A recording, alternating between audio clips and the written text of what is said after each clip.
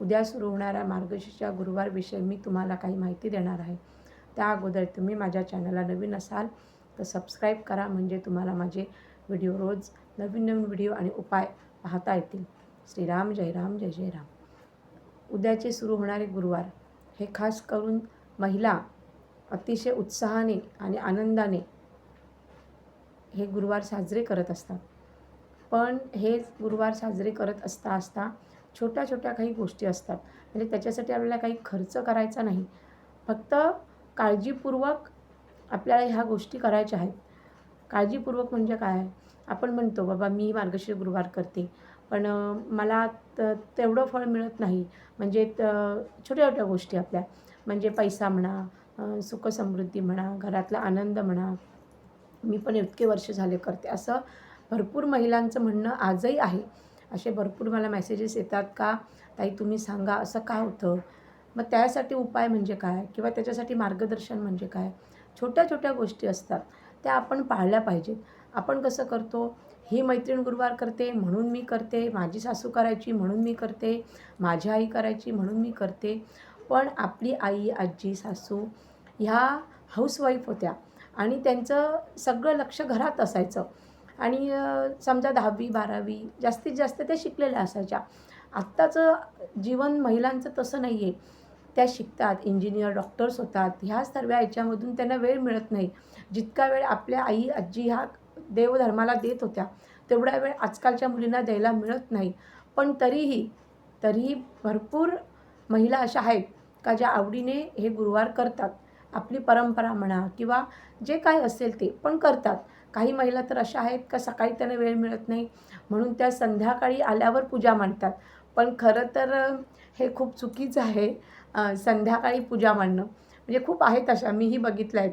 संध्याकाळी ऑफिसमधनं आला का स्टेशनवरनं आपलं सामान घ्यायचं पूजेचं आणि घरी जाऊन मग ते सामान मग ते 7 वाजो, 7:30 वाजो, 8 वाजो त्या मांडतात. ठीक आहे, हा श्रद्धेचा भाग आहे. पण जर थोडासा विचार केला तर सकाळी पूजा मांडणं हे गरजेचं आहे.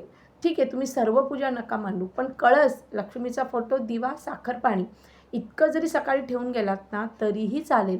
पण कळस मांडणं म्हणजे महालक्ष्मीला मांडण्यासारखं आहे. त्याच्यामुळे ते सकाळीच झालं पाहिजे. प्लीज सर्व महिलांनी याच्यावर विचार करा. 10 ते 12 मिनिटाच्या वर वेळ लागणार नाही जर तुम्ही सगळी तयारी रात्रीच करून ठेवलीत. म्हणजे ठराविक तयारी करून ठेवायची आणि बाकी पाणी वगैरे हे तर आपण सकाळचं फ्रेशच घेणार. हे सर्व करता करता तुम्हाला ज्या छोट्याशा गोष्टी लक्षात ठेवायच्या त्या म्हणजे गुरुवार म्हटला की बघा तुम्ही पिवळे वस्त्र धारण केले जातात.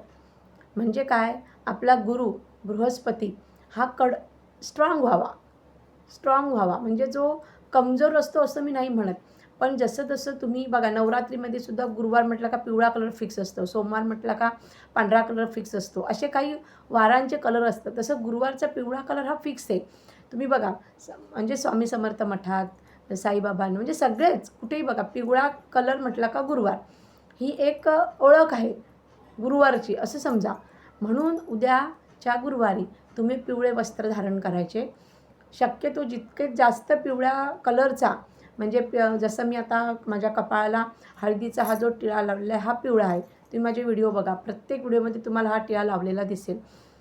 म्हणजे काय, हळद जेव्हा तुम्ही तुमच्या कपाळावर लावता तेव्हा तुमचा गुरु बृहस्पती हा स्ट्रॉंग होतो आणि आपल्यावर येणारी छोटी छोटी संकटही कळत नकळत दूर होतात. हे आपल्याला समजतही नाही. म्हणून उद्याच्या गुरुवारी तुम्ही पिवळे वस्त्र धारण करून एक हळदीचा टिका लावून आपल्या उंबरठ्यामध्ये पिवळी स्वस्तिक काढून आपल्या घरामध्ये फ्रीजवर, इव्हन आपल्या किचनमध्ये, आपल्या कपाटावर जिथे आपली लक्ष्मी असते, आपली तिजोरी, अशा ठिकाणी हळदीचं फक्त स्वस्तिक काढायचं आहे. थोडक्यात काय, हळदीचा वापर जास्तीत जास्त करायचा आणि हे तुम्हाला पहिल्या गुरुवारी करायचं आहे. म्हणजे हळदीचं स्वस्तिक काढणं. बाकी प्रत्येक गुरुवारी नाही, प्रत्येक गुरुवारी केलं तरीही चालेल. पण पहिल्या गुरुवारी मात्र आवर्जून करायचं. आणि जर समजा पुसलं गेलं एखाद वेळेस तर तुम्ही परत करायचं. पण उंबरठ्याचं मात्र मार्गशीर्षचा पूर्ण महिना रोज हळदीचं स्वस्तिक काढायचं दारामध्ये, रोज.